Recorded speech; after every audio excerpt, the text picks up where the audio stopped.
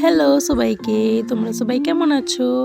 এই বেশ কয়েকদিন হয়ে গেল আমার ভিডিও দেওয়া হচ্ছে না, কারণ আমার শরীরটা একটু খারাপ ছিল। আর এই ভিডিওটা গণপতি বিসর্জনের দিনে, তো একটু দেরি হয়ে গেল, তো ম্যানেজ করে নিও। এখন আমাদের এইখানে মহারাষ্ট্রে প্রায় ঘরের লোকের গণপতি হয়, আর সেই গণপতি আমাদের বাড়িতেও নিয়ে আসছিল।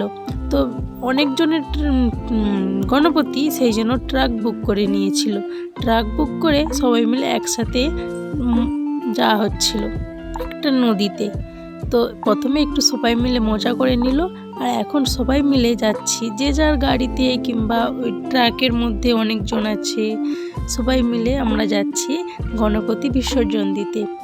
একটা এখানে ক্যালেন আছে, ক্যালেন বলতে এইখানে সবাই বলে ক্যালেন, কিন্তু ওটা একটা নদীর মধ্যে ওই গণপতি বিসর্জন করা হবে।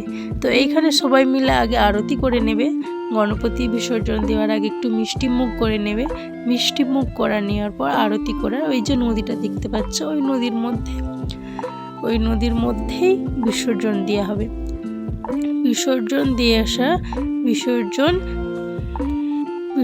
দিয়ে দিচ্ছে। খুবই মনটা খারাপ হয়ে যাচ্ছে, কারণ 10 দিন আমাদের বাড়িতে ছিল, আজকে আমাদের গণপতি দাদা আমাদেরকে ছেড়ে চলে যাচ্ছে।